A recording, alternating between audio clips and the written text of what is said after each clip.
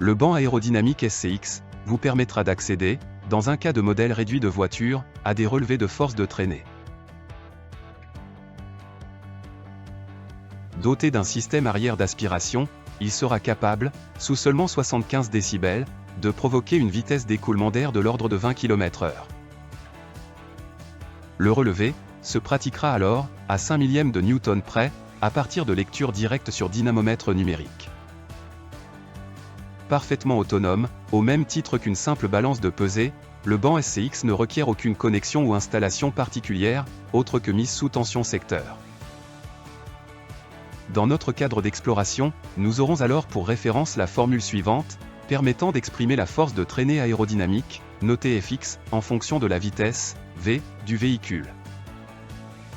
Ce qui se traduira tout d'abord par un demi de ρ, masse volumique de l'air, que multiplie S, surface projetée du véhicule, multiplié ensuite par le coefficient Cx de pénétration dans l'air, puis enfin par le carré de la vitesse v. Cette vitesse sera alors assimilée à la vitesse d'écoulement de l'air dans notre banc, ce qui nous permettra de considérer ainsi, dans notre cas, la même relation. La densité de l'air, liée aux conditions atmosphériques, pourra être déduite alors de l'application de la formule suivante. En ce qui concerne la surface projetée, nous pourrons explorer différentes pistes pour en proposer une valeur. On pourra se baser par exemple sur des données constructeurs à échelle réelle, ou bien sur une exploitation informatique de photos frontales de véhicules. Nous pourrons également opter pour d'autres méthodes, au regard, par exemple, de figures géométriques associées, ou de formules approchées. Pour ce qui est de la vitesse v, nous disposerons d'un simple anémomètre, la mesure étant à pratiquer en entrée de tunnel. Il sera également possible de procéder à un tracking, en mode slow motion, du trajet de bulles de savon, ceci dans le but d'observer l'évolution de cette vitesse le long du tunnel.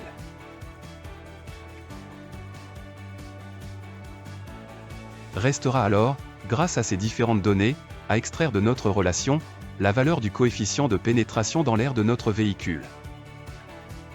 Mais il sera plus pertinent, en matière de résistance aérodynamique, de s'intéresser ici au produit de la surface projetée, S, par le coefficient Cx, produit qui sera noté simplement, SCX.